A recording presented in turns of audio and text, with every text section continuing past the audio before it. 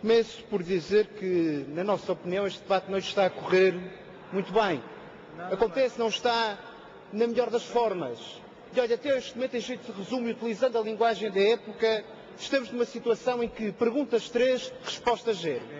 Foi isto que o Sr. Primeiro-Ministro até agora deu a este debate. Perguntámos pelo valor de imposto que se paga para as escutas. Sr. Primeiro-Ministro, são 10 cêntimos por cada litro de gasolina. Perguntámos por toda a sua política e discurso aqui na Assembleia da República em relação à agricultura. Perguntámos em relação à sua opinião quanto aos presidentes de Câmara que têm as suas frotas neste momento a abastecer-se em Espanha. E deixe-me que lhe diga, Sr. Primeiro-Ministro, que em relação a truques como aqueles que referiu, deveria ler o Tribunal de Contas e aquilo que dizem sobre a classificação de milhões de euros de despesas públicas dos seus orçamentos. E já agora, Sr. Primeiro-Ministro, perguntas focadas a que agradeço a gentileza de uma resposta aqui dentro e não lá fora. A primeira sobre matéria fiscal.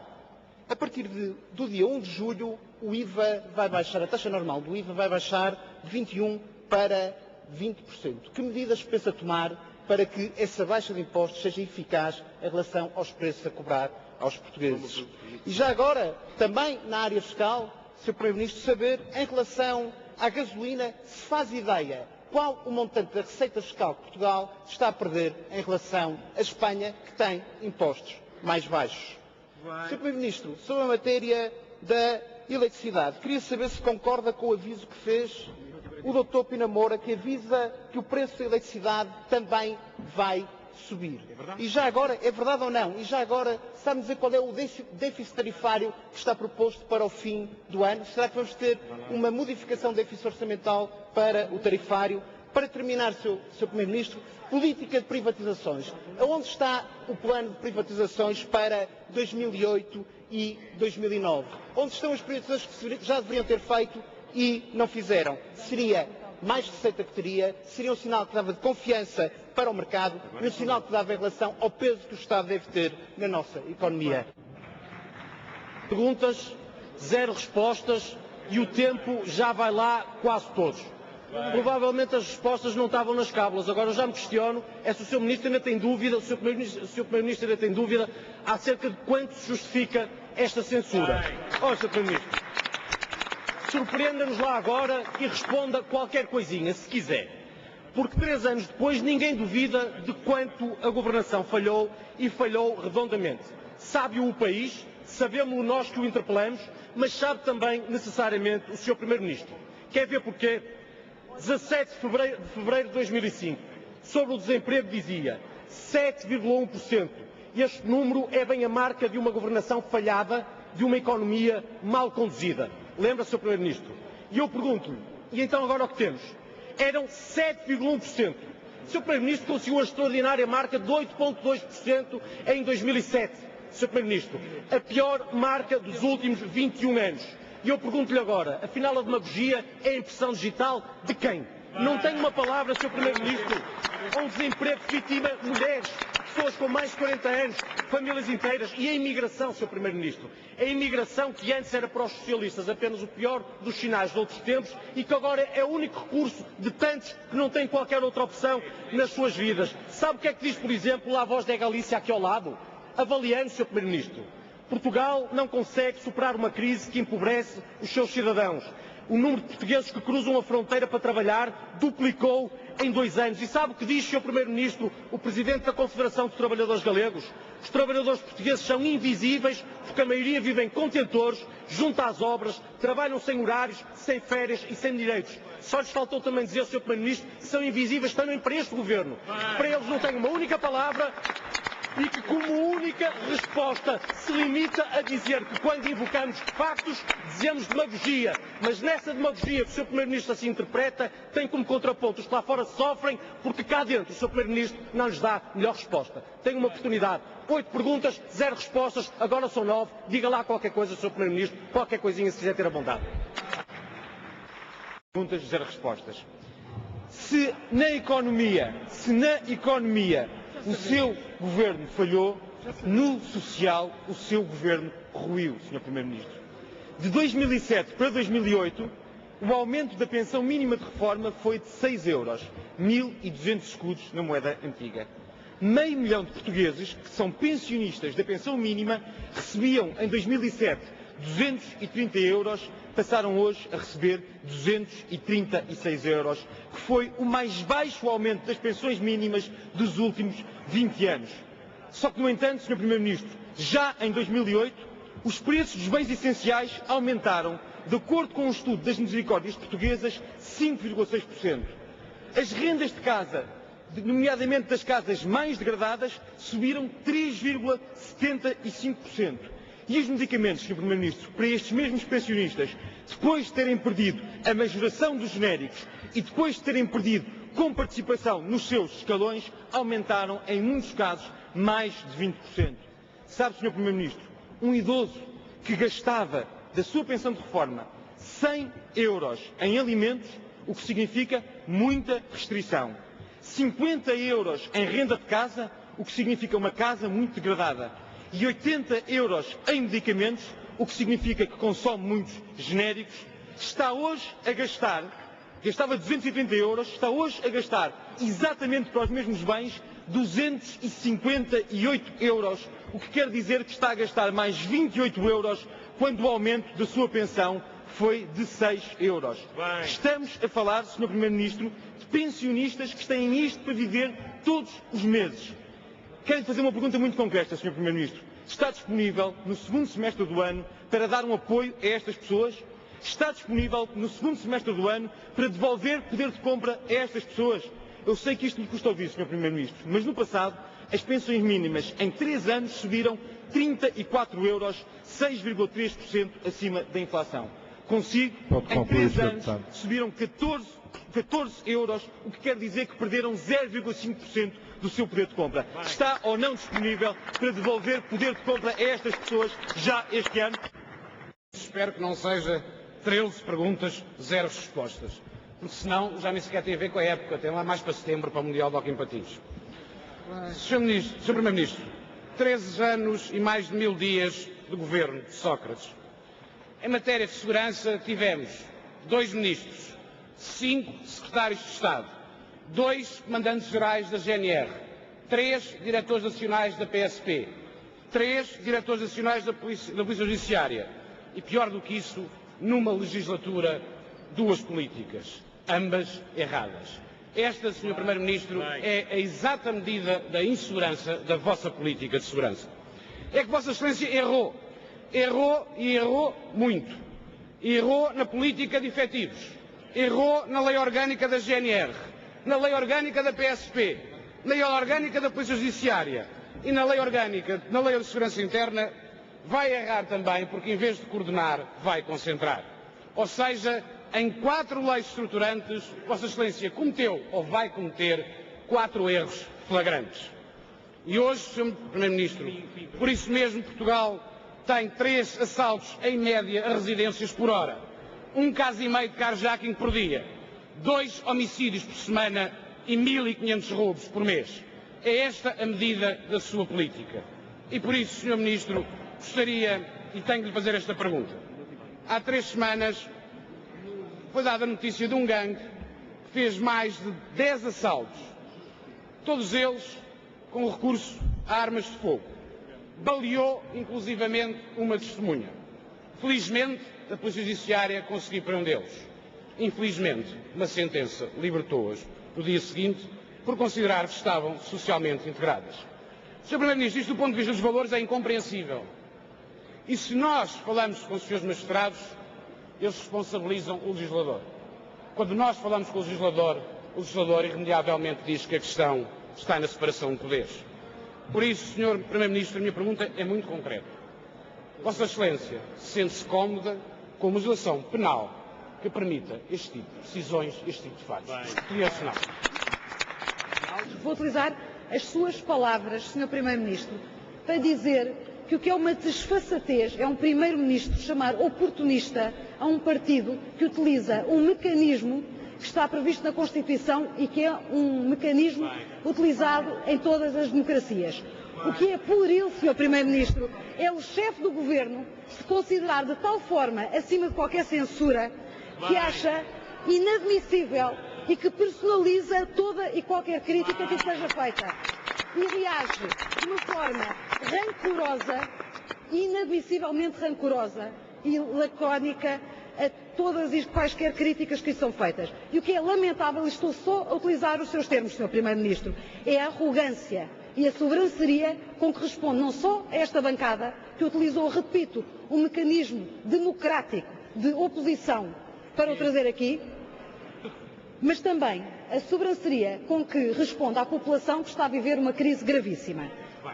Para acabar, o que é inaceitável é que o Sr. Primeiro-Ministro venha dizer que é o CDS que quer desmantelar o Serviço Nacional de Saúde, quando é o Sr. Primeiro-Ministro e o seu Governo que o desprestigia. E vou-lhe colocar pela terceira vez, porque é a terceira vez que esta pergunta é feita ao Governo, qual é a razão pela qual há 3 anos que estamos sem um Programa Nacional de Prevenção e Controlo das Doenças Oncológicas? Porque é que, ao fim de 3 anos e 3 coordenadores nacionais, não temos esse programa? Eu relembro ao Sr. Primeiro-Ministro que foram os senhores que, invocando a sensibilidade desta matéria, o impacto social e o sofrimento que as doenças oncológicas têm nos doentes e nas suas famílias, fizeram um despacho em 2005 para um coordenador nacional. Ora, ao fim de 3 anos e ao fim de 3 coordenadores, 0 programas nacionais, Sr. Primeiro-Ministro. Eu, como sei que o Sr. Primeiro-Ministro gosta da banda larga, imagino que tenha a possibilidade de ir ao portal da saúde, diz Programa Nacional de Prevenção e Controlo das Doenças Oncológicas, que sucede, como previsto, no Plano Nacional de Saúde, ao Plano Oncológico 2001-2005. Registro, 0 registros. Para quando, Sr. Primeiro-Ministro? Primeiro-Ministro, mais um deputado do CDS. E já agora, 13 perguntas, 0 respostas. 13. Agora vai criticar... E sobre a questão anterior ao Sr. Primeiro-Ministro, eu estou um pouco baralhado. Em impressão minha, eu já ouvi com o Sr. Presidente Bush. Julgo que já ouvi. E dizer-lhe mais, Sr. Primeiro-Ministro. Olha, só para lhe lembrar uma frase do Sr. Ex-Presidente da República, Jorge Sampaio. A moção de censura é um instrumento constitucional que está à disposição da oposição para os efeitos políticos que ela tiver por adequados. A sua finalidade não é necessariamente do rumo do Governo. Se o fosse, então não teria sentido concedê-la à oposição de um Governo como este. Sr. Primeiro-Ministro, deixe-me perguntar-lhe uma outra coisa. O país ainda espera uma explicação plausível e credível sobre a ASAI e sobre os objetos fixados num documento que existe.